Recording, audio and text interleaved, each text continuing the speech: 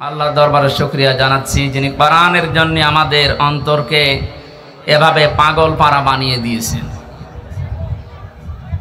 আহলুল কোরআনি হুম আহলুল্লাহি ওয়া খাসসাতু। কোরআনওয়ালা যারা নবীজি জানিয়েছেন তারা আল্লাহর পরিবারভুক্ত লোক। সুবহানাল্লাহ। এ কথার লোড কত, ওজন কত আপনি টের পাচ্ছেন।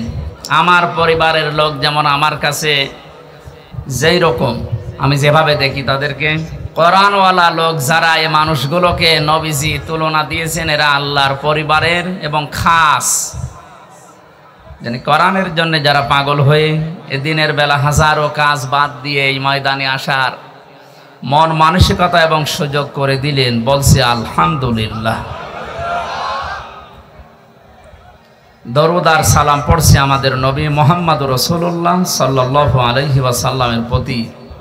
কোরআনে কারিমে আল্লাহ তাকে বিশেষ করে 7টা নামে ডাক দিয়েছেন।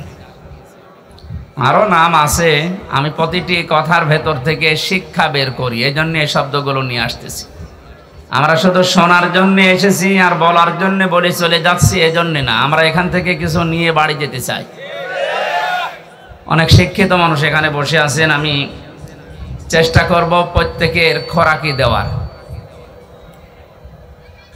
বিশ্ববিদ্যালয়ে যারা ক্লাস নিত দেখতাম, সামনে যারা আছে ওরা সব এক মানের, 80-82 জন ছাত্র ছাত্রী যারা সব এক মানের, কিন্তু এখানে তো আর ওই রকম না। এটাও একটা ক্লাস চলছে, ক্লাস হয় 45 মিনিট, আমরা আর একটু বেশি করে 1 ঘন্টা ক্লাস করব, কিন্তু এই ক্লাসের ছাত্রের মান তো এক একটার এক এক রকম। এখানে এমনও লোক আছে ইশারা দিলে বোঝে, আর একজন আছে একবার বললে বোঝে। এমনও মানুষ বসে আছে ওরে পিটাবেন তাও বুঝবে না। আমরা যেন ওই রকম হয়ে না যায়। আপনারা কিশোরগঞ্জ এলাকার মানুষেরা এমনিতে রাষ্ট্রপতির এলাকার মানুষ, জ্ঞানী মানুষ আপনারা। আমরা ইশারা দেব কোরআনে কারিম দিয়ে, আমরা যেন আল্লাহর পক্ষ থেকে আজকের এই মাহফিলটা তিনি যেন হেদায়েতের জারিয়া বানিয়ে দেন, বলেন আমিন। আল্লাহ রাব্বুল আলামিন কোরআনে কারিমে 7টি নাম ধরে নবীজিকে স্পেশাল ভাবে ডাক দিয়েছেন। তার 1 নম্বরে ইয়াসিন। আল্লাহ বলেন, হে নেতা, আমি খেয়াল করার জন্য বলছি, এদিকে তাকান, ক্লাস চলছে। ইয়া হরফে নেদা, ইয়া মানে হে, সিন মানে সাজ্জেদ, বাংলা অর্থ হচ্ছে নেতা। এই শব্দটা শুনলে অনেকে রাজনীতি মনে করে, অনেকে দুনিয়ার সাথে মিলিয়ে দেয়, এটা আখেরাতের সাথে সম্পর্কিত। নয়তো আল্লাহ কোরআনে ইয়াসিন বলে ডাক দিতেন না। আমরা ইয়াসিন সূরার কথা শুনলে অনেকে মনে করি একবার পড়লে 10 খতম কোরআন শরীফ পড়ার সওয়াব হয়। হ্যাঁ, মাস্ট বি, হবে, কিন্তু এর ভেতরে 83টা শিক্ষা আছে, ওগুলো আপনার প্র্যাকটিক্যাল লাইফে থাকা লাগবে। আপনি একটাও মানেন না, শুধু পড়ে যাচ্ছেন। আপনার সওয়াবের পরিবর্তে যেগুলো জানলেন ওর উপরে যদি আমল না থাকে আরো গুনাহ হবে। কথা বোঝাতে পেরেছি? সিন শব্দের 5টা অর্থ পেয়েছি তাফসিরে কাবিরে আল্লামা ফখরুদ্দিন রাজি রহমতুল্লাহ আলাইহি। তিনি বলেন, সিন মানে সাজ্জিদুল আলামিন, সিন মানে সাজ্জিদুল বাশার, সিন মানে সাজ্জিদুল কাউনাইন, সিন মানে সাজ্জিদুল মুরসালিন, সিন মানে সাজ্জিদুল আম্বিয়া। প্রতিটি শব্দের তিনি ব্যাখ্যা দিয়েছেন। প্রথম যে শব্দটা তিনি লিখলেন, সিন মানে সাজ্জিদুল আলামিন, আলমের বহু বচন আলামিন। শুধুমাত্র এই দুনিয়া না, এই জগৎটা না, এরকম বহু জগৎ আল্লাহ বানিয়েছেন।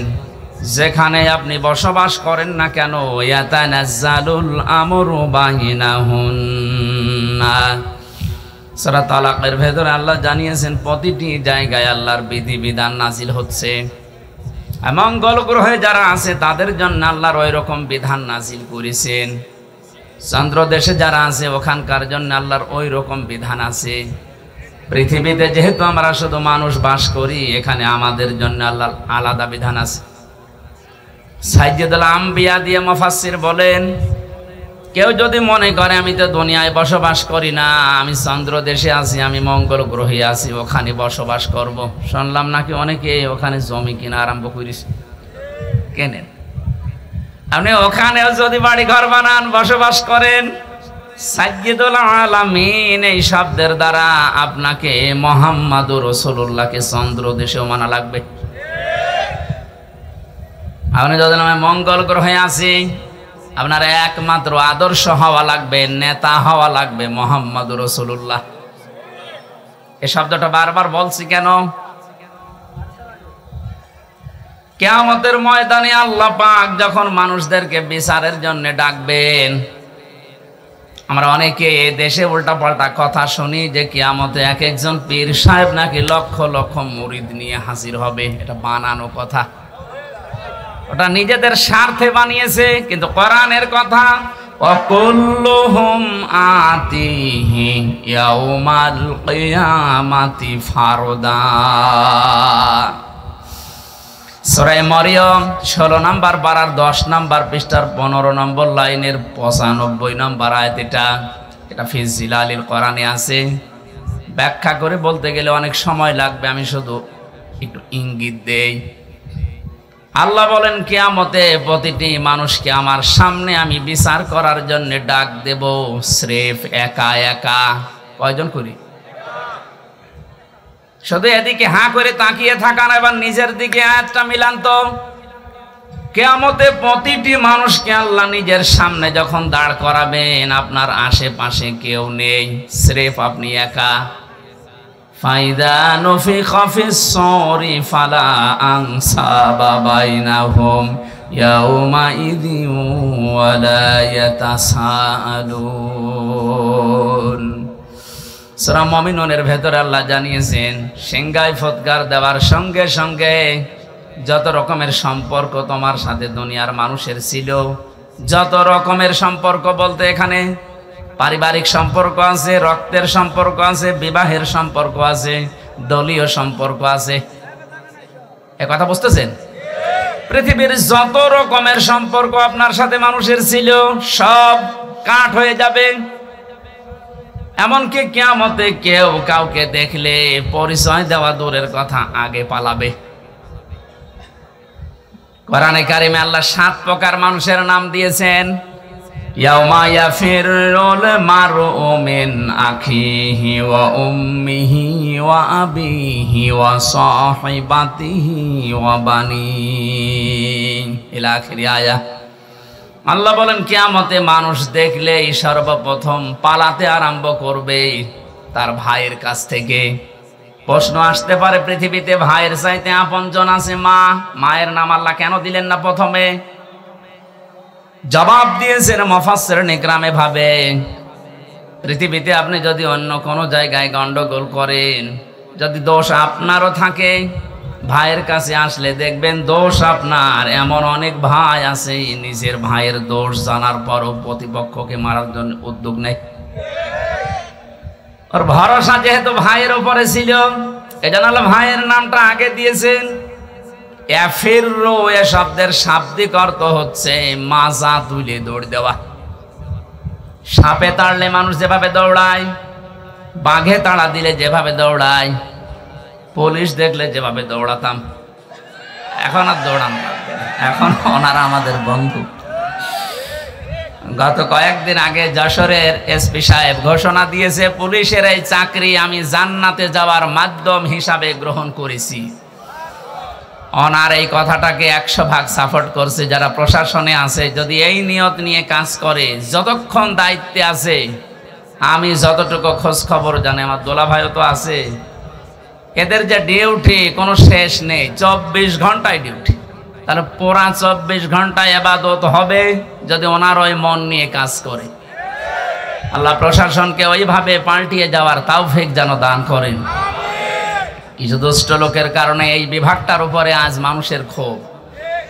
যাদের জন্য এই করুণ অবস্থা, তারা কিন্তু সব গর্তের ভেতরে পালিয়েছে। তারা তো দায় নিল না। হাজারো এই নিচের যারা আছে এরা এখন কান্নাকাটি করে যে আমরা এখন করবো কি। আমার বাড়ির নিচতলায় একটা পুলিশ ছিল, ও যে কোথায় গেছে আল্লাহ মনে হয় জানে না, এত ভয়ে ছিল। 5 তারিখে বিকালে লোকজন এসে বলছে ওনারা বের করে দিন, মেরে ফেললাম। মেরে ফেললাম না, আমি নিচতলায় এসে নেমে দেখি যে না, আমরা তালা মারা, কেউ নেই, সব আল্লাহর রাস্তায় চলে গেছে।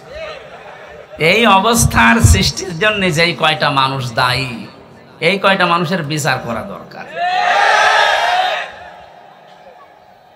সাধারণ যে মানুষগুলো যারা দায়িত্ব পালন করার জন্যই করছে, আল্লাহ রাব্বুল আলামিন প্রশাসনে এখন যারা আছে, আমার যশোরের এসপির কথা শোনার পরে মনটা ভরে গেছে যে আমি এই দায়িত্ব পালন করছি, এটাই আমার জান্নাতে যাওয়ার মাধ্যম। এই কথাটা কত উপরের কথা আপনি চিন্তা করেছেন? এই জন্য মানুষ যখন দৌড়ায় কোনো কিছু দেখলে খুব বেশি জোরে ফোর্সে মাজা তুলে দৌড় দেওয়া, বাংলায় পরে খেচ্ছে দৌড়। আল্লাহ বলেন এইভাবে দৌড়াবে। সর্বপ্রথম ভাইয়ের কাছ থেকে, মায়ের কাছ থেকে, বাবার কাছ থেকে, স্ত্রীর কাছ থেকে, সন্তানের কাছ থেকে, বন্ধুর কাছ থেকে, নেতার কাছ থেকে। এই যে যতগুলো মানুষের নাম সিরিয়ালে বললাম, মাথায় যদি মগজ থাকে ভাবেন তো দুনিয়ায় বিপদে পড়লে মানুষ এদের কাছে সিরিয়ালে আগে যায়। কথা বলেন ঠিক কিনা? আর কোরআন যেহেতু আমরা 100% বিশ্বাস করি, কোরআন জানাচ্ছে যে আগে পালাবে।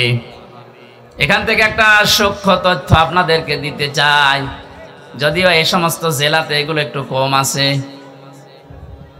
ময়মনসিংহ বিভাগে একটু বেশি, আপনারা ওই বিভাগে পড়েননি। অনেক মানুষ বিশ্বাস হয় ওদের এই কথা মতো করে আছে যে কোনো চিন্তা নেই, যা করি করি, বাবা আছে। আপনার বাবা আছে, পালাবে, দৌড়াবে। সূরা আবাসের আয়াতগুলো তার প্রমাণ যে কতগুলো মানুষের নাম আল্লাহ সিরিয়ালে দিলেন। কি বলে আপনার বিবেকে? ভাই যদি পালিয়ে যায়, মা যদি যায়, আমার মনে হয় পীর সাহেব বলবে আল্লাহ আমি পীরই ছিলাম না। কিসের পীর? পরিচয় দিলে এখন আমি নিজে ধরা খাবো। নিজে বলবে আমি এগুলো কিছু ছিলাম না, আমি পালালাম। যত রকমের সম্পর্ক আল্লাহ বলেন আনসাব, নসবের বহু বচন, সব সম্পর্ক শেষ। এ চোখ বন্ধ হলে সব কিছু থেকে আপনি মুক্ত। কিয়ামতের ওই কঠিন ময়দানটা যখন আল্লাহ আপনাকে ডাক দেবে, সামনে যদি কেউ দাঁড়িয়েও থাকে, চিনতে পারলে বলবেন এই তো আমার ম্যাডাম তামান্না। ও বলবে না, আমি আপনার চিনি না। আমি হাসির খোরাকি দেওয়ার জন্য বলছি, এটা বাস্তব আসতেছে আমাদের সামনে। এবার নিজেকে একটু দাঁড় করিয়ে দেখেন তো, আপনার এই 60 বছর, 50 বছর, 45 বছর, আমার এখন 32 বছর, এই বয়সটা আমি যা করেছি, সত্যি যদি আমি এখন আল্লাহর সামনে দাঁড়াই, যা করে গেলাম এটা কি জবাব দেওয়ার মতো কায়দায় আছে? না, নেই। আমার তো 32 বছর না, মাঝে মাঝে মনে হয় আল্লাহ তুমি যদি বলো হামজা 2024 সালের আগস্ট মাসের 31 তারিখ পর্যন্ত তোরে মাফ করে দিলাম, শুধু সেপ্টেম্বরের 1, 2, 3 এই 3টা দিনের জবাব দিয়ে জান্নাতে চলে যা। আমার যা জীবন, এই 3 দিনের জবাব দেওয়া সম্ভব না। আপনি পারবেন না? আপনি পারবেন।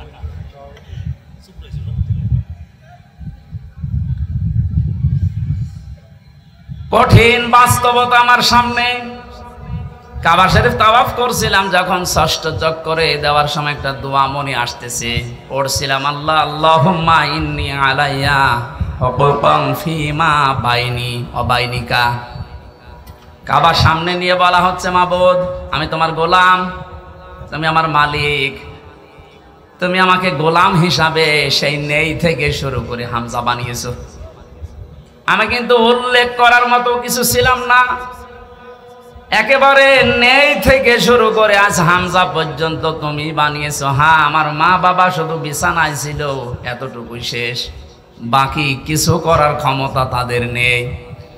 বিজ্ঞান জানিয়েছে বাবার স্ফলিঙ্গ দিয়ে দ্রুত গতিতে পানিটা যখন বের হয়ে মায়ের রেহেমের ভেতরে যায়, 40টা দিনে মহান আল্লাহ এটাকে 4টা ভাগে ভাগ করেন। ফালিয়ানজুরিল ইনসানু মিম্মা খুলিকা মিম্মা দাফিকিন ইয়াখরুজু মিন বাইনিস সুলবি ওয়াত তারাইব। আলেম যারা আছেন একটু খেয়াল করেন তো, আল্লাহ বলেন মানুষকে নজর করে না তার জন্মের দিকে। আল্লাহ এমন একটা জায়গায় হাত দিয়েছেন, দুর্বল একটা জায়গা, মানুষকে যদি কেউ ঘায়েল করতে চায়, ছোট করতে চায়, মুখ বন্ধ করে দিতে চায়, সে যেন তার দুর্বল জায়গায় হাত দেয়। আল্লাহ দিয়েছেন এমন একটা জায়গায় হাত দিয়েছেন, আপনি উস বিষ করার মতো ক্ষমতা পাবেন না। কে নিয়ে এত লাফালাফি করো তুমি? আমাকে বানিয়েছি কি দিয়ে? দেখো যে পানিটা বাবার শরীর থেকে বের হলেই বাবার শরীর পর্যন্ত নাপাক হয়ে যায়, যেখানে লাগে ওই জায়গাটাও নাপাক হয়ে যায়। কথা বলে না কেন? এটা দিয়ে তোমারে আমি বানালাম। এই যে সোলবন এবং তারাইব দিয়েছেন আল্লাহ। আরবি ভাষায় সোলবন এক বচন, তারাইব বহু বচন। বাবার লজ্জাস্থানকে সোলবন বলা হয়, মায়ের লজ্জাস্থানকে তারাইব বলা হয়। বাবার ক্ষেত্রে আল্লাহ এক বচন দিলেন, মায়ের ক্ষেত্রে বহু বচন দিলেন কেন? এর ব্যাখ্যায় আমি দেখেছি মুফাসসির লিখেছেন, পৃথিবীর ময়দানে মায়ের চাইতে বাবার কষ্ট 3 ভাগ কম হয়। বাবা শুধু বিছানায় থাকা পর্যন্ত, এখান থেকে শুরু করে দুনিয়ার মুখ দেখানো যত দায়িত্ব পালন করেছে আপনার মা।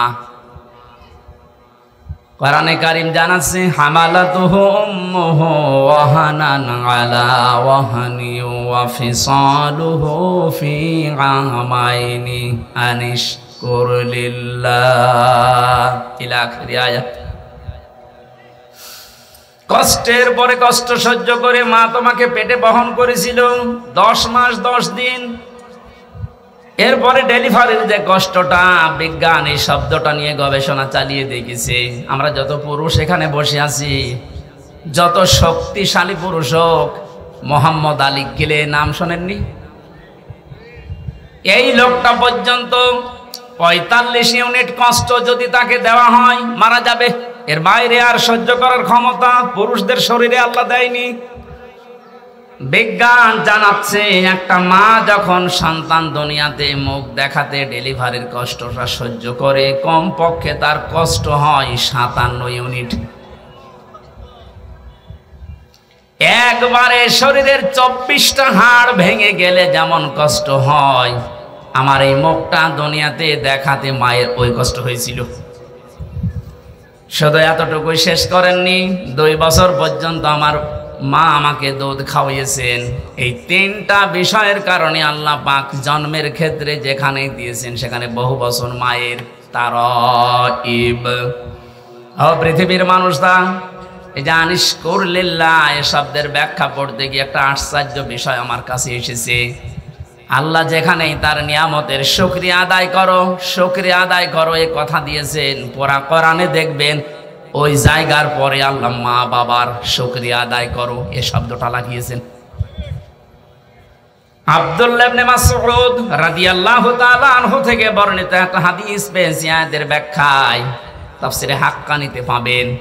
তিনি লিখেছেন, পৃথিবীতে কেউ যদি আল্লাহর নিয়ামত পাওয়ার পরে শুকরিয়া আদায় করে কিন্তু মা বাবার শুকরগুজারি করে না, ও যেন আল্লাহকেও মানে না।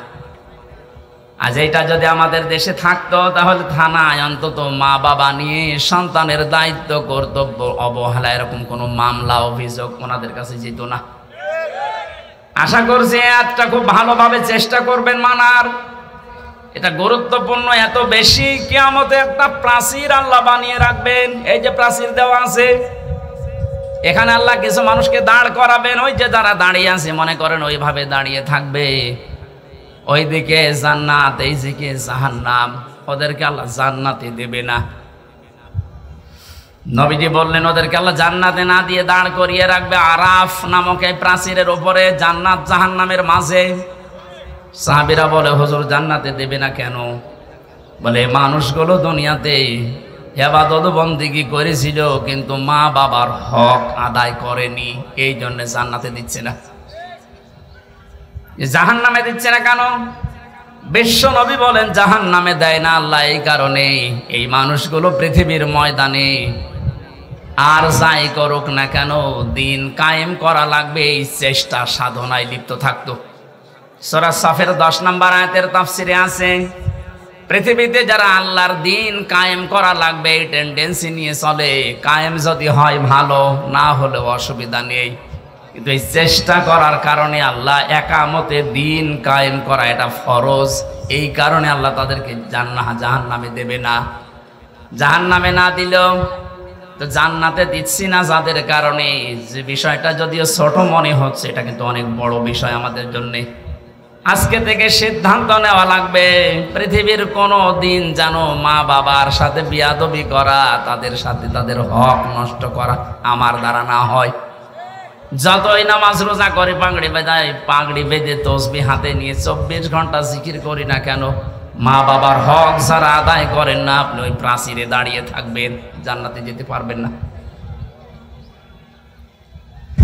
আমি যে নেই থেকে শুরু করেছিলাম, এ পানিটা মায়ের রেহেমের ভেতরে যাবার পরে আধুনিক বিজ্ঞান যারা কোরআনে কারিমের আয়াতের তাফসীর বের করেছেন, আমি দেখেছি ওনারা বলেন যে এই মায়ের পানিটা বাবার পানিটা একসাথে মিলে 340-এর পরে 4টা জিনিস তৈরি হয়: চুল, রগ, হাড় আর পর্দা।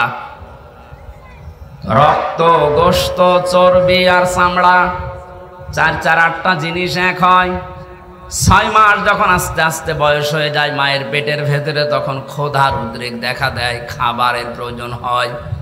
আল্লাহ পাক বলেন, আমি যে রব নামটা নিয়েছি এই জন্যে তোমাকে আমি 5টা জিনিস দান করি। ওয়াজআলা লাকুমুস সামআ ওয়াল আবসারা ওয়াল আফইদা ইলা আখিরি আয়াত। শ্রবণ শক্তি, দর্শন শক্তি, বাক শক্তি, আকেল শক্তি আর ঘ্রাণ শক্তি, এই 5টা আমি আল্লাহ দান করি মায়ের। তোমাকে তৈরি করার জন্য 8 5 13টা জিনিস এক হয়ে যায়, তখন আস্তে করে মায়ের পেট থেকে নিয়ে আসার ব্যবস্থা করি। আল্লাহু আখরাজাকুম মিন বুতুনি উম্মাহাতিকুম, মায়ের পেট থেকে বের করার দায়িত্ব আমি আল্লাহর। এখন অধিকাংশ মেয়েরা এই দায়িত্বটা দিয়েছে ডাক্তারকে। এই স্টেজে যারা বসে আছে তাকান তো, এদের একটার মাকেও সিজার করা লিখেছে। কথা বলছেন এখন? আমি সহজে কয়টা আছে তাকান, একটার মাকেও তো সিজার করা লাগলো না। আর এখন যারা আছে 100টার প্রায় 80টা সিজার ছাড়া হচ্ছে না। কারণ এই লোকটার মায়ের বিশ্বাস ছিল আল্লাহর উপরে যে পরিমাণ, এখন এদের বিশ্বাস, ওই বিশ্বাসটা দাঁড়িয়েছে ডাক্তারের উপরে। সন্তান পেটে আসতে দেরি, স্বামীকে বারবার নিয়ে চলো কোথায়? ক্লিনিকে। কেন? দেখা লাগবে পেটে জন্ডিস না লেডিস।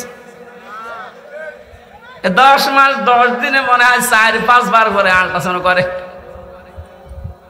বিশ্বাসটা আল্লাহর উপরে একেবারে ছেড়ে দিয়ে করে, ওর মাও করে, বাবাও করে। এমনও শাশুড়ি আছে বলেন না, আমার মেয়ে, আমার জাদুর কষ্ট হবে, সময় হওয়ার আগেই নিয়ে চলো। আল্লাহ বলেন ঠিক আছে যা, সে বীর্য থেকে শুরু করে এ পর্যন্ত নিয়ে আসলাম, এখন আমি বের করার রাস্তা তৈরি করে পারবো না, চাতরে দিয়ে দিলাম। সম্মানিতা শাশুড়ি যারা আছেন, আমি যেহেতু নিজে বক্তব্য, এটা আবার রেকর্ড হচ্ছে না তো সমস্যায় পড়াবেন না, সত্য যেহেতু বলছি। শাশুড়ি যারা আছেন এত চাপ দিয়েন না। আপনার মেয়ের ওই সন্তানটা তৈরি করা যদি সেই বীর্য থেকে শুরু করে পর্যন্ত আল্লাহ সব পারে, এই যে 13টা জিনিস কেউ তো দেয়নি, আল্লাহ নিজে দিয়েছেন। আল্লাহ নিজেই ঘোষণা দিচ্ছেন, আমি নিজে বের করে আনার দায়িত্ব নিলাম। অথচ স্বামীও অনেকে চায় যে আমার স্ত্রীর সন্তানটা নরমালে হোক, শুধু শাশুড়ির কারণে অনেকে পারে না।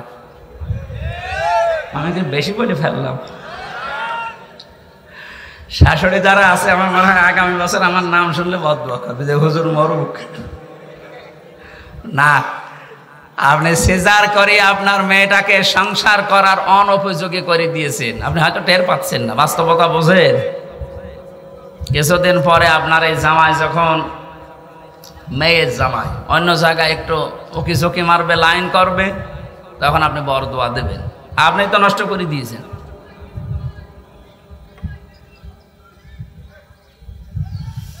আমার ভাইরা,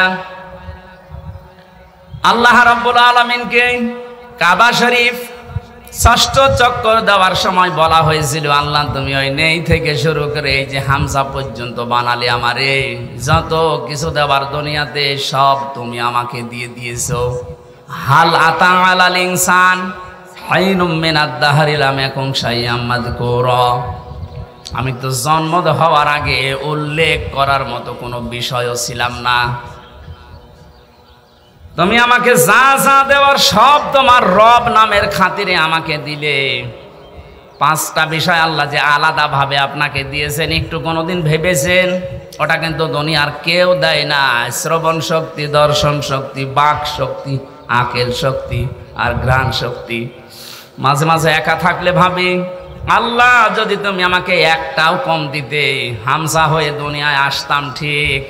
যদি দর্শন শক্তি না দিতে, মানুষ আমাকে কানা বলতো। কথা বলছে না কেন? কুমিল্লা একবার খাবার খাচ্ছিলাম মাহফিলে, বাম পাশে এক অন্ধ, হঠাৎ বিদ্যুৎ চলে গেল। আমরা যারা চকলা মানুষ আছি চিল্লা পাল্লা করছি, কই তাড়াতাড়ি জানাটা চালু, কারণ আলোর ব্যবস্থা করেন। অন্ধ আমার হাত চেপে ধরে বলছে, হুজুর চিল্লাচ্ছেন, মাত্র কয়েক মিনিট কারেন্ট চলে গেছে, আপনারা চিল্লান। অথচ আজ 42 বছর আমার জীবনে কোনো কারেন্ট নেই। 42টা বছর হয়ে গেল দুনিয়ায়, আমার কারেন্ট কি এটা আমি জানি না। ওই দিন অন্ধ আর একটা কথা জানিয়েছিল যে চকলা মানুষ যারা, ওরা তো এমনিতেই দেখে, ঘুমিয়ে থাকলে স্বপ্নেও দেখে, কিন্তু আমরা অন্ধ যারা ঘুমিয়ে থাকলে স্বপ্নেও কিছু দেখি না, শুধু একটা আওয়াজ শুনি। আপনি ওর জায়গায় নিজেকে দাঁড় করিয়ে বলেন তো, আপনি কি পেয়েছেন? জীবনে কিছুই যদি না পেয়ে থাকেন, শুধু চোখ দুইটার কারণেও তো সেজদা দেওয়া যায়। কথা বলে না কেন? জামাত ইসলামের যিনি আমির এখন ডাক্তার শফিকুর রহমান, ওনার সাথে জেলখানায় আমি ছিলাম, এক রুমে দেখেছি মাঝে মাঝে উনি সেজদা দিত শুধু এইটার দিকে তাকিয়ে। বুড়া মানুষ, মুরব্বী মানুষ, 65 বছরের বয়স, সারাদিন আদালতে থাকার পরে যখন আসতেন রাত 8টা, 8:30, 9টায়, কিছুক্ষণ নামাজ আদায় করার পরে সেজদায় পড়ে যেতেন। এক সেজদায় 45 মিনিট, 1 ঘন্টা, 1.5 ঘন্টা পড়ে আছে। আমি যুবক মানুষ, এশার নামাজ পড়ে ঘুমিয়ে দেয়, 2 ঘন্টা 2.5 ঘন্টা পরে ঘুম ভেঙে দেখি পড়ে আছে সেজদায়। কি স্যার সেজদা দিচ্ছেন? হামজা, যে চোখ দুইটা আল্লাহ দিয়েছে, নিয়ামত যদি সারা রাত ও সেজদায় থাকে, আদায় হবে না।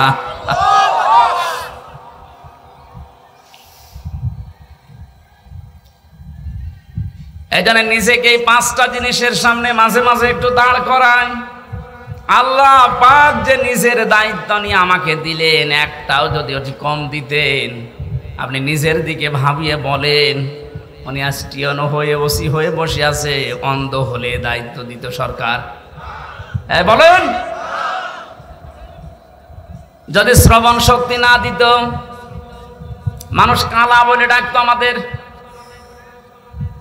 এই জন্য কাবা ঘর তাওয়াফ করার সময় 6ষ্ঠ চক্কর, এটা আল্লাহকে বলা হচ্ছে, মাবুদ আমাকে তুমি নেই থেকে পর্যন্ত সব দিলে, কিন্তু তুমি তো আমার মালিক, তুমিও তো কিছু পাও আমার কাছে বান্দা হিসাবে।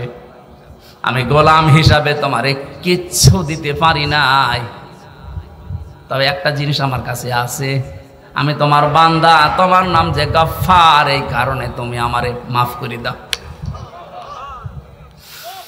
কিয়ামতের ময়দানে এই জন্য আল্লাহ যেহেতু প্রথমে আপনাকে স্রেফ একা ডাকবে, আমি তো 2-3 দিনের হিসাবে মিলাতে পারলাম না, কেউ পারবেন না, এই জন্য আপনি দাঁড়াবেন।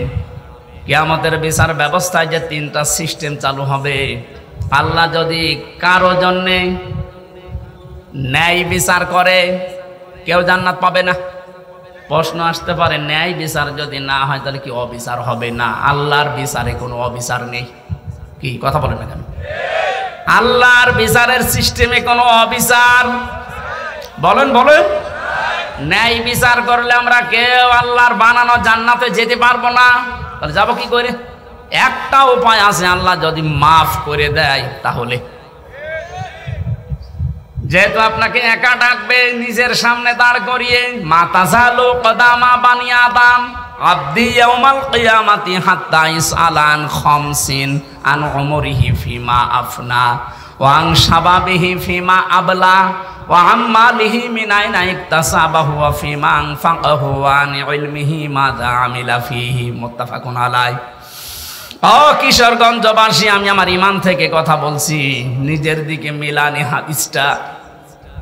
নবীজি বলেন প্রতিটি মানুষকে আল্লাহ নিজের সামনে একা একা দাঁড় করিয়ে 5টা জিনিস জিজ্ঞাসা করবে। 1 নম্বরে বলবে, তোরে আমি একটা হায়াত দিয়েছিলাম 60, 70, 80 বছরের, কি করে কাটালি বলতো? আপনি ভাবেন তো যে বয়সে আসেন, এখনই যদি আল্লাহর সামনে প্রথম প্রশ্নের জবাব আপনি কি এখনো জোগাড় করতে পেরেছেন? না, পারি নাই আমরা। 2 নম্বরে জিজ্ঞাসা করবে ওয়াং শাবাবিহি ফিমা আবলা, একটা যৌবন দিয়েছিলাম, যৌবনটা কি করে কাটালি বল। আমাদের যৌবন যেভাবে কাটছে আমি তো দেখতে পাচ্ছি কোরআনের চোখ লাগিয়ে যে আমরা অধিকাংশ মানুষ দাঁড়িয়ে থাকবো, স্রেফ কিছুই বলার ক্ষমতা আমাদের থাকবে না। 3 নম্বরে বলা হবে কিভাবে সম্পদ উপার্জন করেছিলি বল। কালকে কোর্টে হাজী সেলিমকে তুলেছিল, যেভাবে মানুষ গালাগালি করছে, ঘৃণা করছে, থুতু মারছে, ডিম মারছে, যা করেছে কালকে ওনার সাথে, উনি যদি স্বাভাবিক জীবন যাপন করতে, যে যতটুকু সম্পদ হলে একটা মানুষের চলে ওইভাবে চলতো, উনি যা করেছে আমার মনে হয় উনি একা না, 1000 বছরও যদি হায়াত নাই, যা করে রেখেছে ঢাকার বুকে, 1000 বছর হায়াত পেলেও সম্পদ করাবে না। অথচ বয়স এখন যা হয়েছে, যদি কালকেই মারা যায় কি করলো বলেন? যে পুলিশগুলো আমার সাথে পেছনে পেছনে যাচ্ছিল, বলছে হুজুর আমাদের মতো বেতন পেয়ে হালাল রুজি উপার্জন করে যদি এই লোকটা এত সম্পদ কামাতে হতো তো কিয়ামত হয়ে গেল, এ সম্পদের মালিক হওয়া সম্ভব ছিল না। আসলে বাস্তবতা এই, আপনি কি করে এত টাকার মালিক হন? আপনি বলেন তো কি করে এত টাকার মালিক হওয়া যায় 15 বছরে? কত টাকা আছে আপনি নিজেই জানেন না।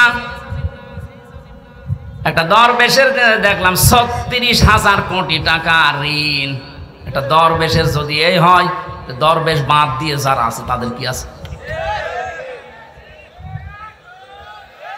সম্পদ যা উপার্জন করছেন, বৈধটাকে খেয়াল করেন। একটা মানুষের চলতে কত টাকা লাগে। এই যে কিছুক্ষণ আগে আমরা সবাই খাবার খেয়ে আসলাম, যে বাড়িতে হয়তো কম বেশি সবাই খেয়েছি পেট পুরেই। এখন যদি কেউ রাজভোগ সামনে এনে দেয়, আমাদের যে এখন অবস্থা, 1 কেজি বলে যে 20,000 টাকা কি 2,000 টাকা কেজি এই মিষ্টির আপনি খান, আমার তো মনে হয় এখানে এখন আর কারো খাওয়া সম্ভব না। এই তো আমাদের জীবন, 2,000 টাকা কেজি মিষ্টি পড়ে আছে, এখন আর খাওয়া সম্ভব না, কারণ আমার পেটে আর জায়গা নেই।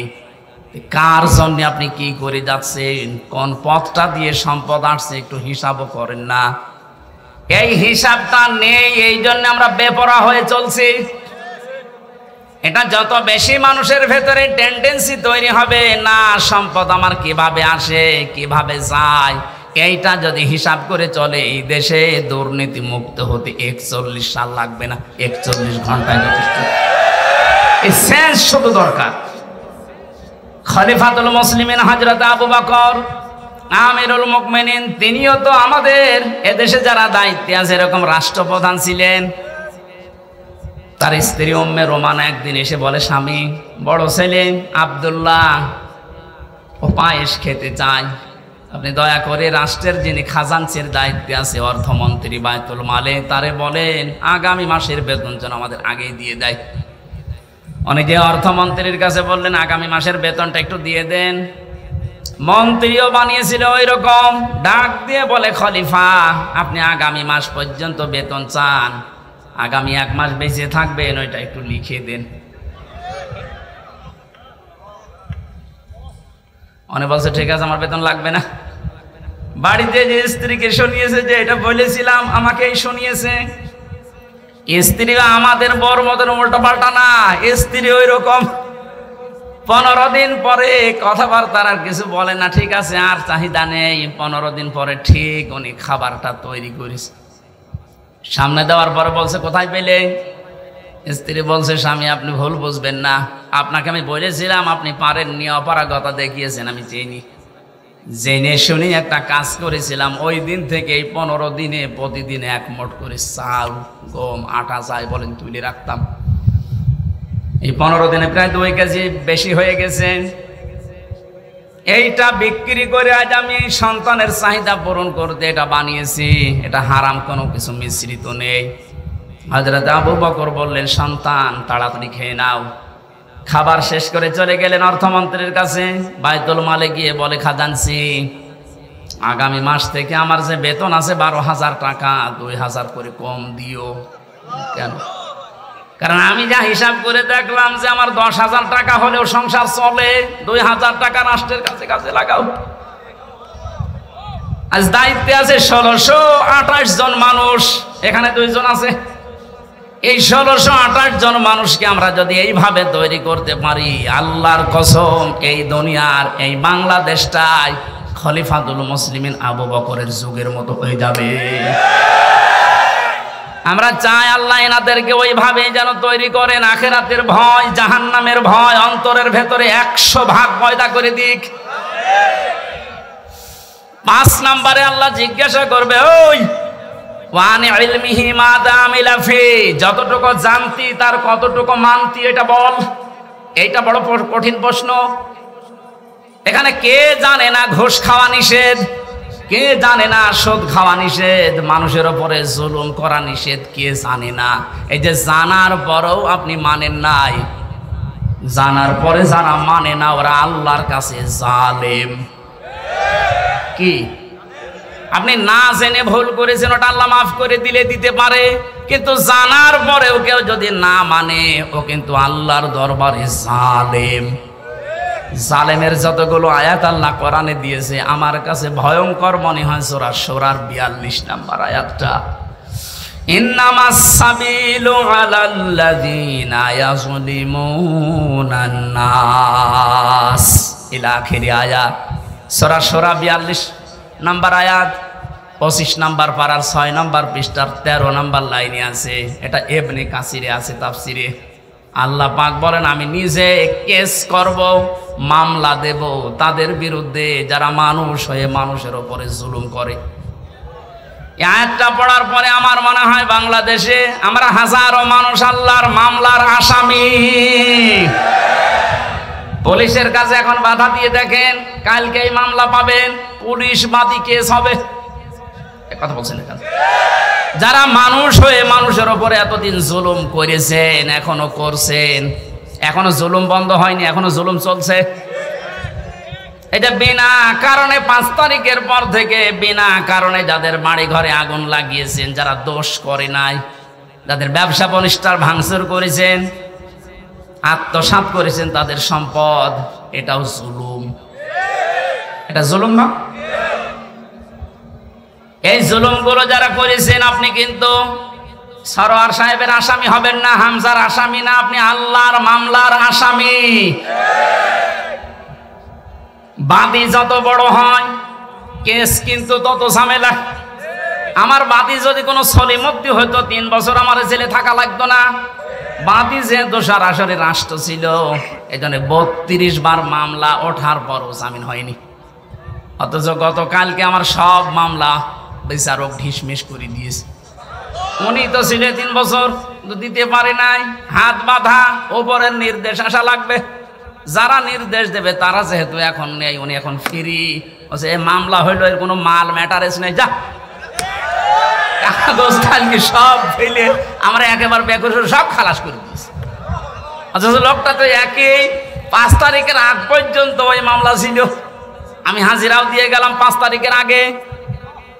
মাত্র এই কয়েকদিনের ভেতরে পুরা উল্টিয়ে বসে। কি আমি মনে করলাম, প্রশ্ন করি, স্যার আপনি তো এখানে ছিলেন, মাল ম্যাটারেস কিছু নেই এর ভেতরে, আপনি এর আগে দেখেননি?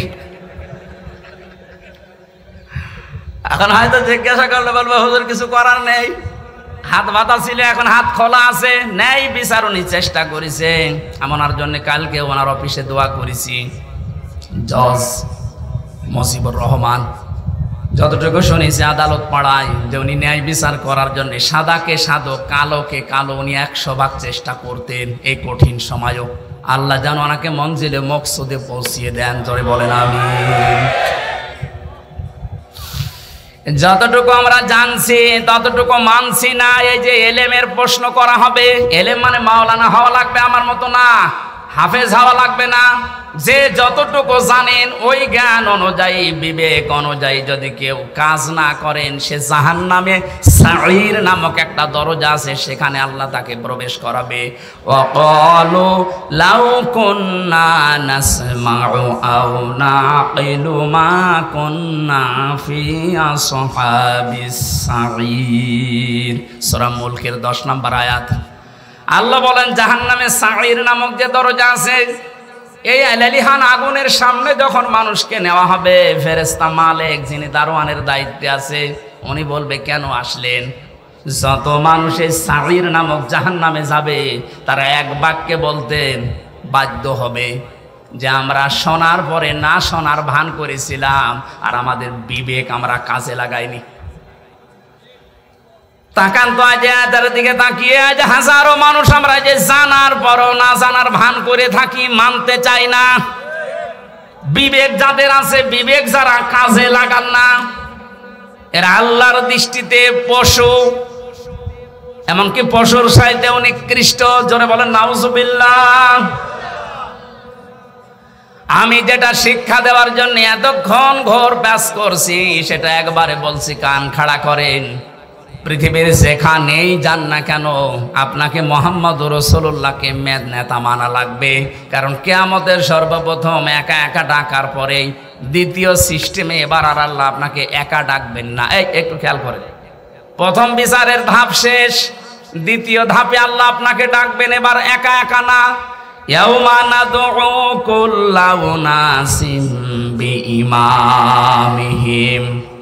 আল্লাহ পাক বলেন, সূরা এটা বানি ইসরাইলের 72 নম্বর আয়াতের প্রথম অংশে আছে, কিয়ামতে এবার সিস্টেমে আমি ডাকবো মানুষকে তার নেতার সাথে, ইমামের সাথে। ও কিশোরগঞ্জবাসী, এটা আখিরাতের সম্পর্কিত, এই জন্য আমি বিষয়টা ক্লিয়ার করছি। কিয়ামতে আল্লাহ মানুষকে দ্বিতীয় ধাপে ডাকবেন একা একা না নেতার সাথে? আগে নেতা, এরপরে কর্মী। আপনার বিবেককে এবার জিজ্ঞাসা করেন তো, যে নেতাকে আপনি মেনে চলেন, এ যদি কিয়ামতে আল্লাহর সামনে দাঁড়ায় আর আপনি তার পেছনে, ওর যা চরিত্র, ওর যা সুরাত সিরাত, ওরে দেখে আল্লাহ মাফ করবে বলে মনে হয়? বলছেন না, ও তো ধরা খাবে। আপনি কি ইয়ার কি মারেন? আপনি এখনই বলছেন না, আমি যাকে মেনে চলি, যার পেছনে থাকি, কিয়ামতে ওর সামনে যদি আমি থাকি আল্লাহ ওরে দেখে মাফ করবেন, আপনি নিজেই বলছেন, তাহলে আপনি ধরা খাবেন না। এই জন্যই শুধু ইয়াসিন পড়ে শেষ করে দিলে হচ্ছে না, এটা মানা লাগবে।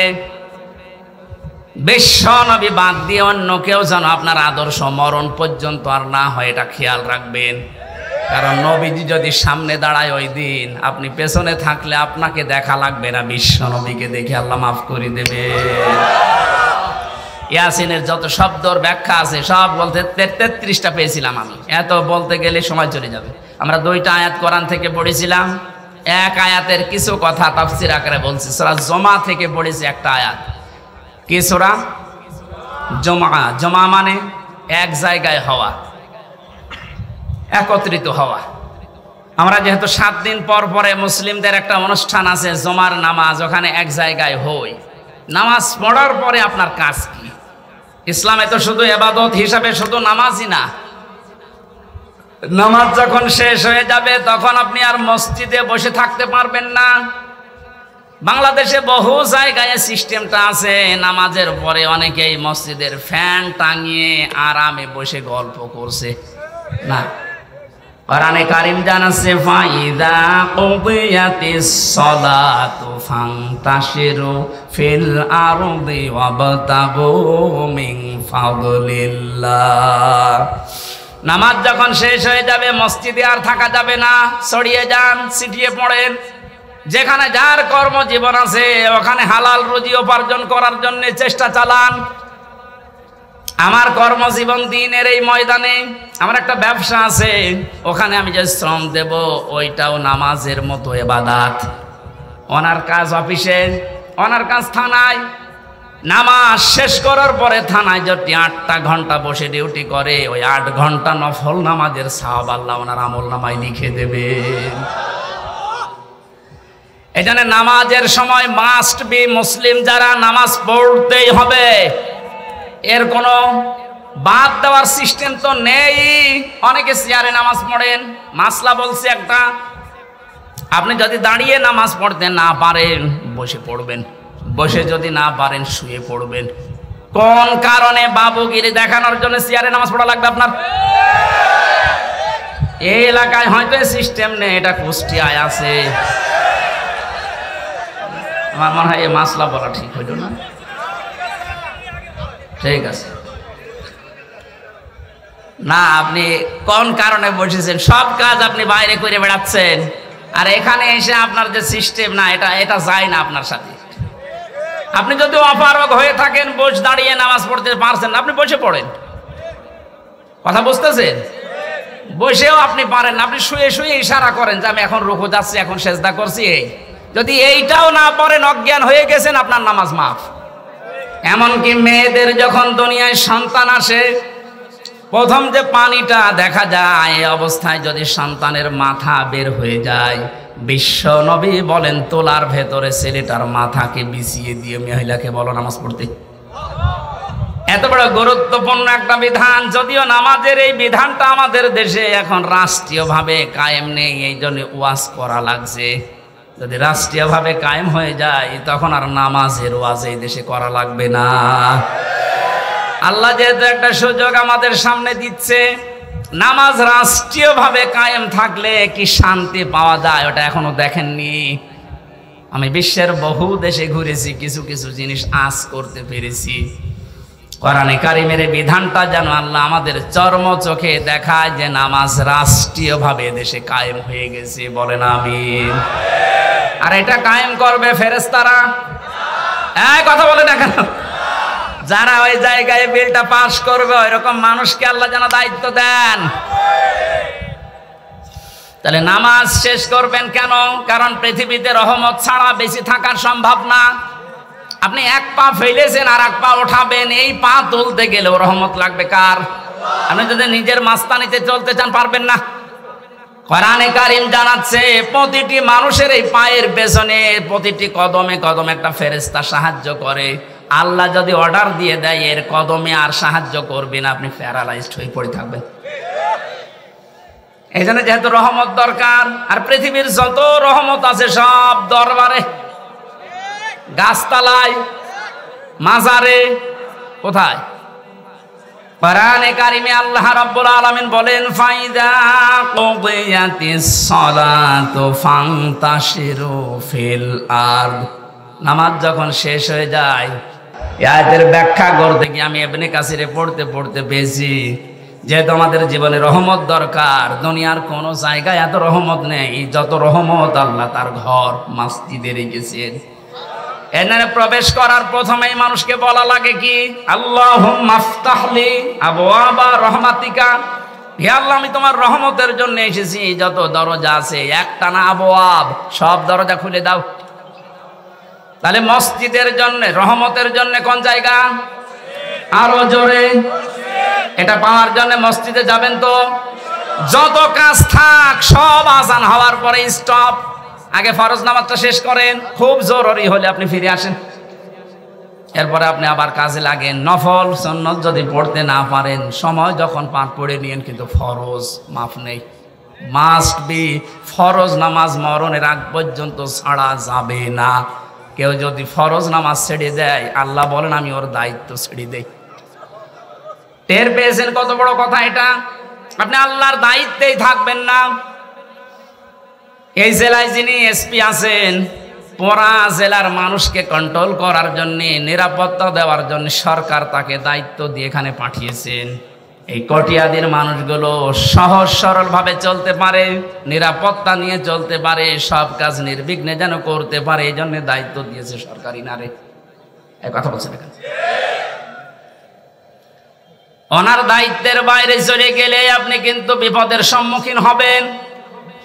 পুলিশ এখন নেই, এই জন্য আমরা এখনো আতঙ্কগ্রস্ত। এটা কাটেনি। কুষ্টিয়া থেকে পর্যন্ত কাল আমি 4:30টার সময় এসে পৌঁছিয়েছি।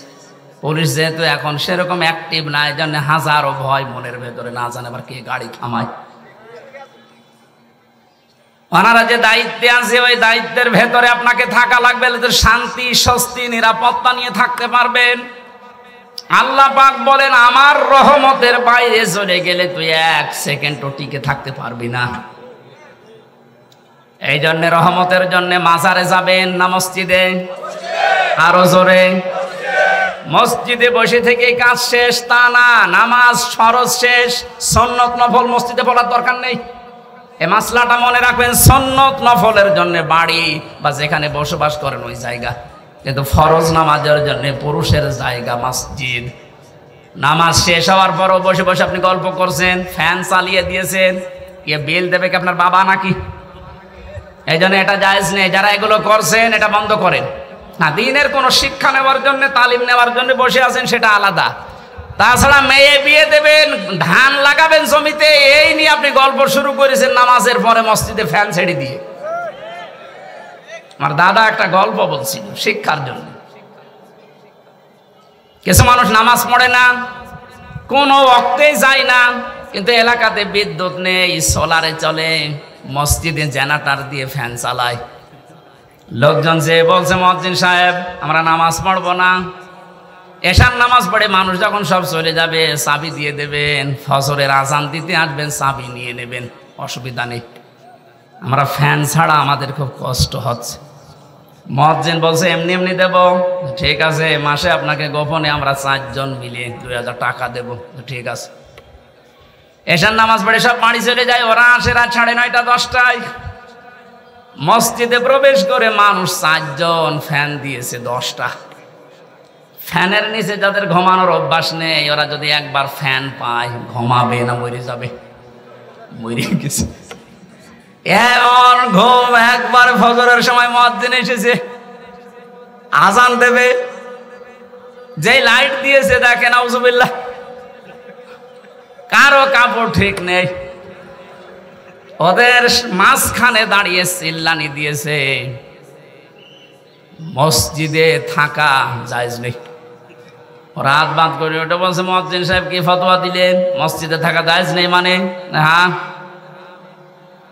মসজিদে থাকা জায়েজ নেই, ফতোয়া দেন, দলিল কি বলেন?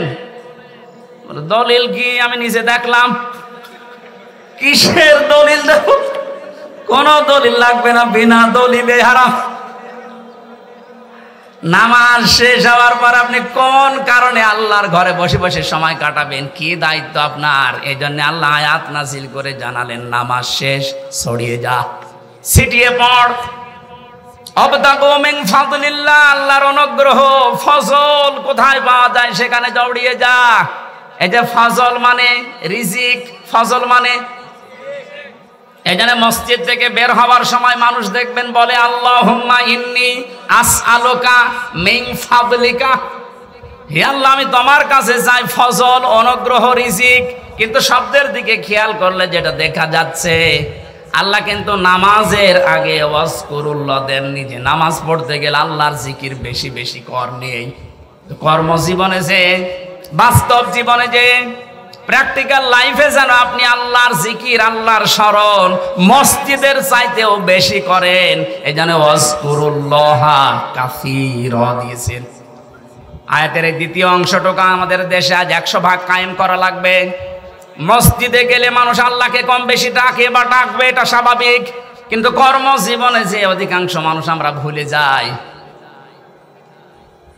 কুষ্টিয়ার বড় বাজারে একবার তেল কিনতে গিয়ে একবার দেখি একটা লোক তেল মেপে দিচ্ছে, আর ওই যে কি দিয়ে মেপে দিত, কোটা দিয়ে, প্রত্যেকটা একটু করে কম দেয়, কিছু বললাম না।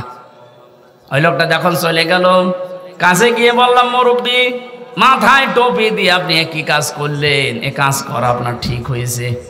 কিছু কথা বলার পরে আমারে ধমক দিয়ে বলছে বেশি বোঝো। টুপিটা খুলে ফেলে দিল, পকেট থেকে একটা সাদা টুপি বের করে বলছে এটা আমার নামাজ পড়া টুপি, আর ওটা তেল বেচা টুপি। বলেন তো কোথায় আছে? আমি শুধু হাসির জন্য বলছি না, বাস্তবতা এইটাই। ওই যে নামাজে স্মরণ করেছিল যে টুপিটা মাথায় দিয়ে, ওই টুপিটা মাথায় দিয়ে যদি ওর কর্মজীবনে আল্লাহকে স্মরণ করতো, প্রতিবার একটু একটু করে কম দিতে পারতো। কোরআনে কারিম এদের জন্য জানিয়েছে ওয়াইলুল লিল মুতাফফিফিন, আল্লাযীনা ইযা তালু আলান নাসি ইস্তাগফুন। ধ্বংস হয়ে যাক ওই মানুষগুলো যেই মানুষগুলো ওজনে কম বেশি করে, নেওয়ার সময় বেশি নেয়, দেওয়ার সময় কম দেয়। এটা শুধু দোকানদারদের জন্য না, আমরা মনে করছি যারা ওজন করে ওজনে কম বেশি দেয় তা না। এই যে চেয়ারে বসে আছি এটা একটা ওজনের চেয়ার। এখানে যে যেখানে আছেন ওই জায়গায় আপনার ওজন আছে। শিক্ষকতা যারা করে, শিক্ষকরা তো নেওয়ার সময় বিভিন্ন জায়গা থেকে জ্ঞান ঠিক মতোই নেয়, দেওয়ার সময় আর দিতে চায় না, বলে প্রাইভেট পড়া লাগবে, কোচিং করা লাগবে। এই যে নেওয়ার সময় ঠিক মতো নিলেন, দেওয়ার সময় আর ক্লাসে দিতে চান না, তখন আলাদা ক্লাস। আপনি আল্লাহর বরদোয়ার শামিল। আমাদের দেশে কিছু সংখ্যক, আমরা যেহেতু ৯৬% মুসলিম, 4% আছে অন্য ধর্মের মানুষ। নবীজির হাদিস অনুযায়ী তারা আমাদের কাছে আমানাত। এই কথা বলেন না কেন? তাদের সম্পর্কেও কিন্তু ওজন হবে কিয়ামতে। আপনি তাদের সাথে ব্যবহার কি করেছিলেন, তাদের যে দায়িত্ব, ওটা যদি অমুসলিম প্রতিবেশী হয়, কিয়ামতের দিনও কিন্তু আপনার দরবারে মামলা দিতে পারবে আল্লাহর দরবারে। যেহেতু ওনারা সংখ্যায় কম, আমরা অনেকে এখন ধোয়া তুলেছি যে সংখ্যালঘু। সংখ্যালঘু না, এ শব্দটা বলা যায় না। কিসের সংখ্যালঘু, সংখ্যাগুরু? এদেশে যারা জন্ম নেবে তারা এই দেশের নাগরিক, বৈধ। হ্যাঁ, কথা বলুন। সুতরাং সংখ্যালঘু সংখ্যাগুরু বলে এদেশে কিচ্ছু নেই। একটা বিশৃঙ্খলা তৈরি করার জন্য কিছু মানুষকে দিয়ে এই কাজ ওরা করাচ্ছে। হিন্দু ভাইরা যারা আছেন, খ্রিস্টান বা অন্য বৌদ্ধ যারাই আছেন এদেশে, যাদের জন্ম, আমার যেমন অধিকার আছে, আমি ৯৬%, তাতে কি আপনি 4% তাতে কি আপনার ঠিক ওই রকমই অধিকার আছে। আপনার ধর্ম আপনি 100% নিরাপত্তা নিয়ে পালন করবেন, কোনো বাধা নেই। বাধা যে দেবে তারে প্রতিহত করা ফরজ। ওনাদের সাথে ভালো ব্যবহার করাও ইবাদত। আকুলু লিন-নাসি হুসনা। আল্লাহ বলেন আকুলু লিল মুসলিমিনা হুসনা। মুসলমানের সাথে হাসি মুখে কথা বললে সওয়াব হয় না। লিন-নাস, মানুষের সাথে হাসি মুখে কথা বললে সওয়াব হয় সাদকা দেওয়ার। হিন্দু কি মানুষ না? খ্রিস্টান মানুষ না? এজন্য ওনাদের সাথে মানুষের মতো আচরণ করা লাগবে। এটা একটা ইবাদত, এটা কর্মজীবনে এটার একটা কর্ম। আমাদের এই এলাকায় আছে কিনা জানি না, আমাদের এলাকায় তার অত হিন্দু নেই। এই এলাকায় যদি অমুসলিম কেউ থাকে, আপনারা মুসলিম বেশি, তাতে কি তাদের সাথে আচরণ করা লাগবে, কারণ এটা একটা ওজনের স্তর। কিয়ামতে এইটাও পাল্লায় মাপ দেওয়া হবে। এমন কোনো কাজ যেন আমরা না করি যে এই কারণে আবার ধরা খেয়ে যাচ্ছে। বিশ্বনবী জানিয়েছেন, কোন এলাকায় যদি অমুসলিমরা থাকে তারা তোমাদের কাছে আমানত। ওদের উপর যদি অত্যাচার করো বিনা কারণে, কিয়ামতে আমি নবী তোর বিরুদ্ধে মামলা দায়ের করব ওর পক্ষ নিয়ে। এজন্য এলাকায় যদি এরকম কিছু করে থাকেন, নামাজ পড়ছেন, রোজা রাখেন, পাগড়ি মাথায় দিয়ে আসেন, কিন্তু ওদের অধিকারগুলো আপনি নষ্ট করেন, ওদেরকে ভীতি সন্তুষ্ট হয়ে রাখেন না, কিয়ামতে আপনি নবীর মামলার আসামি হবেন। নবী শেষ পর্যন্ত ওই হিন্দু লোকটার পক্ষ নিয়ে, ওই খ্রিস্টানের পক্ষ নিয়ে আপনার বিরুদ্ধে দাঁড়াবে। নবী যদি আমার বিরুদ্ধে দাঁড়ায়, আল্লাহ মাফ করে দেবে। এই বিবেকটুকু কাজে লাগে না? কখনো ওদের অধিকারগুলো যেন নষ্ট না হয়। ওদের পূজা প্রবণ যা আছে পাহারা দিয়ে করানো লাগবে। যদি ওদের ইবাদতে কোনো বিঘ্ন হয়, আপনি দায়ী থাকবেন কিয়ামতে। আল্লাহ আমাদের বুঝ দান করুন, বলেন আমিন। আযকুরুল্লাহ, এই জিকির বলতে শুধুমাত্র সুবহানাল্লাহ সুবহানাল্লাহ না, যেখানে যেই বিধান আছে আল্লাহর, ওই বিধানটা ওখানে পালন করে দেখানোর নাম হচ্ছে জিকির। ওসি সাহেবের জিকির কি? ওনার সামনে একজন মানুষকে ধরে কনস্টেবল পিটাচ্ছে, ওনার কিছু বলাও লাগবে না। উনি যদি চেহারাটা নিয়ে সামনে দাঁড়িয়ে বলে, ওই বেটা কি করিস, ওই এমনি বেঁচে যাবে। তাহলে ওই জায়গায় ওনার জিকির কি? ওখানে যে খালি ওনার চেহারাটা দেখানো, এই বেটা কোন কারণে এর উপর অত্যাচার করিস, এটা ওনার জিকির। এটা ওনার কি? ওনার এই সুবহানাল্লাহ সুবহানাল্লাহ করার দরকার নেই, ও চেহারাটাই জিকির। যে যেই পর্যায়ে আছেন তার নিচে যারা আছে তাদের প্রতি দায়িত্ব পালন করা আল্লাহর জিকির।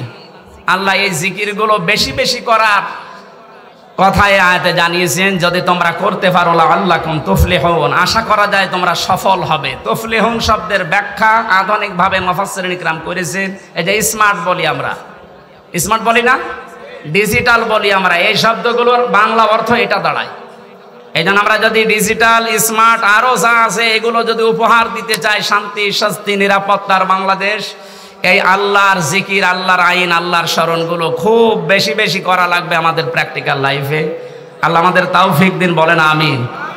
মা বোন যারা এসেছেন, আপনাদের জান্নাতে যাওয়ার জন্য বিশ্বনবী মাত্র 4টা কাজ দিয়েছিলেন। 5 ওয়াক্ত ফরজ নামাজ পড়া, রোজা রমজানে রাখা, নিজের শরীরকে পর্দায় রাখা, বিশেষ করে 14 জন পুরুষ থেকে 14টা পুরুষ বাদ দিয়ে বাকি কোন পুরুষের সামনে গেলে মুখমণ্ডল, হাতের কবজি, পায়ের পাতা বাদ দিয়ে পুরা শরীর আপনাকে ঢেকে রাখা লাগবে।